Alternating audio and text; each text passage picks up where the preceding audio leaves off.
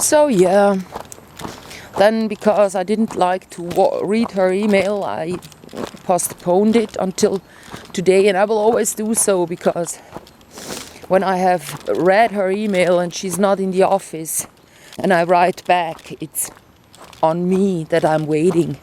So now today, because she's been kind of out of office in the afternoon, and I wrote her like at 2 o'clock, which is still, that's okay. She hasn't written back, but still I don't go, oh yeah, there will be a good outcome. I just told her, private matters I don't want to discuss with you, and if it's something to do with a contract, just tell me. And if she starts, and I told her, as I told you, that she's been not really listening to what I wrote. I could be gone by the end of the month, but now she said, no, this is not reasonable. She thought about me leaving in 3 months, which is, when you have a job opportunity, when you go somewhere else and you have galleries that you can visit and stuff, that's a job opportunity. And I can also kind of state, somebody offered me to do that with me. So then it's like, I need to do it. So now it's like I can do it anytime. Actually, a job opportunity is like someone offers you a job and you need to change your flat, because otherwise driving there you're just, driving 2 hours a day back and forth, so stuff like that. And then when you marry and stuff too, you can marry or get to know someone and then want to live with this person, so you can also get out of your contract. So if I get into a community, I will just say, that's my new fiancé and I want to be with them. So if you don't say a reason, then they might think or be obliged to think you got no real reason to leave your contract. So you better say some reason and then stick with it, not go naming a few of reasons, just. So that's the way to do it legally. So, because I know that whatever she talked to me until now was like, she's not giving me a reason why she wants to meet up, and now I told her. So she's like all through the wind, we call that in Switzerland. She's not really acting reasonable. And me, since I don't like these people up here, I'm just cold-blooded. And I get out of the situation as much as I can. I mean, if it's me, I gotta leave. And I wanna leave because, living up here all throughout winters, it's too hard to walk down and up. And if I pay, I lose a lot of money. I don't want to have 500 Swiss francs going just onto the cable car. No, a year. And then I don't want to be in this cold and also dry air. Like the further down the valley, the more the air gets moist, so that's better for skin and all that stuff, like getting flus during winter times. And then I don't want to be on this hill paying that much in that shop, so whenever I go there I spend 40 Swiss francs for a bag full of, well, not even full of things. Usually at other places your bag would be full. If it's junk that I'm buying, it doesn't matter where I'm buying that junk. So that's why I want to be in the valley and have these better prices. And then also, actually, I want to be close to water. Like, I would really want to have a summer again, where I can be like either on the river Limmat in Zurich, which is kind of dirty, or then around, like if I'd stay near here in the valley, I could also try to spend one summer at this half kind of a island, which is called AU, just Au.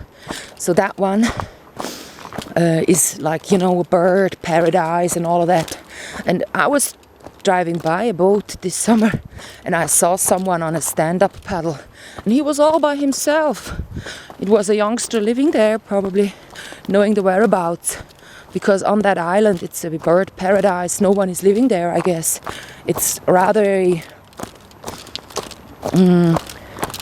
a swampy area and a few roads are kind of placed so that you can kind of walk safely to the boat. But otherwise there is nothing like shops or whatever. They don't sell any touristical whatever there. It's just a swamp area, something, island. And it's on the other side of Lake Zurich, so it's like, on one side you have the dirty city, everyone throwing all the dirt into the lake, but on the other side, where the water is coming from, I'd have this fresh, clean water that stems from this region, like from here, the water flows down to the Lake Zurich, and that would be nice if I could kind of profit from the good water and not be in that dirt. So it would actually be nice to go living even, I don't want to be, in crowded areas. So if a crowded area, then I'd rather be, beside the lake, because if I'm in the village here and I have lots of houses around me and all of them are using a Wi-Fi or cellular phone and stuff at home, then I'm within all that dirt. So then it's better if I don't have that. And then, so that's when I look for something for myself again and stay like few more years. But I'm so bored and fed up with, buying like trash bags and stuff. So I would love to have and by the way, I would love to have a place where I would have my stuff and I could go traveling and come back, live there for a month, 2, and then leave again. But how am I going to achieve that? So the people I was yesterday at Zurich, so not far away from there, was a place I should have visited to check out whether I want to live there. So I brought them a pretty long letter. Like I told them, I don't drink alcohol. Sometimes I get sunken in and I smoke, but I don't smoke tobacco and I don't like doing unproductive things all the time. Just sitting around and talking. When there is nothing produced, it feels empty to me, and I want to have my peace within my room. So there it needs to be clean. I didn't say you don't enter with shoes, but it's kind of, that's my room. I want it clean there, so it's my say what I want to have in there. So, and then I told them that I'm coming with a few things. I'm a minimalist, and I do hand washing, and I have done that since, maybe 2014 it was. I'm not really sure. And then I lost the email, he went like, well, I think we're not gonna be, or you're not the right person for us, or we are not gonna fit. So that's the community flat where there were kind of elderly people. So I was so much hoping they would be cool, leaving everybody its peace. But no, they are even worse.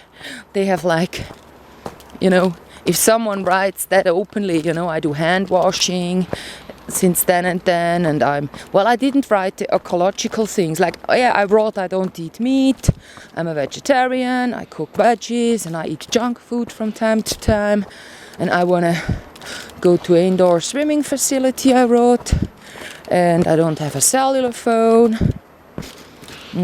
I want to go travel abroad and then from time to time come back half a year later and then rent out again. So he wasn't even saying what he didn't like.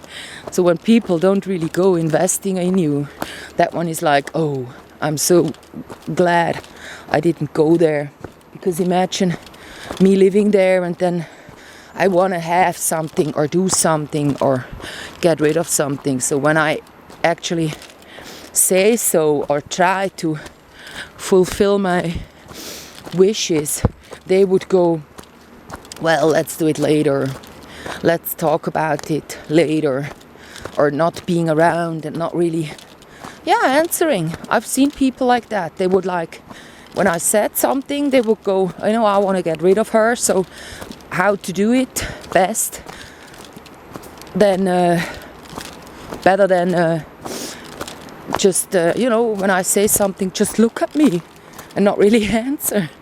So then I go like, now I don't have an answer, so what's it gonna be in the end? Can I not? What is it? Like, there were these drug selling houses, and there often the guys were like mad that I wasn't doing as they would have wished me to do. Like, one guy I was never interested in, so he was kind of mad I was never drinking alcohol with them at night. And also another guy I was living with for 3 months, he actually gave me the sack because I wasn't even talking to him after he was like drinking all nights, and I was kind of fed up the beer, so I went like, yeah, okay, I'm in my room, bye-bye. So he was like sitting there by himself, so he would then invite a friend to look at me when I kind of pass by, when I have to go to the toilet. I mean, you see, I've lived at places, I really had it all. So I'm like, you cannot really steal away my work. You have no possibility to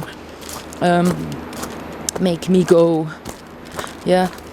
sad because you steal my work or you destroy so my script is on a stick, it's on the computer, and it's on this external hard disk, and I'm almost done with it, so now it's really about, whenever I have difficult times like today, a lot of work gets done. So I would just look at the text and correct anything that jumps to my eye. Like if something needs to be in capital letters, I corrected a few things today. And then also this kind of French small marks on top of the page, on top of the line. So I want them to look the same throughout the whole script and not be going like this and like this too. So I just use one form because I'm writing in Swiss German. Few of them actually are around, and I want the whole script to be making sense. Like I changed, like when the 2 drug users in there hand over the dog, like it's the other way around, the homeless hands over the dog. So what I did was, the 2 people getting the dog, you just see how the leash is handed towards the camera. You don't see the hand. And then the camera is going to the knee level, and then the homeless is bending down and says goodbye to the dog, and then the homeless gets up again and walks away, and then the dog actually looks how the homeless is walking away. That is kind of much more interesting as it was before. The dog gets its moment. Bye bye.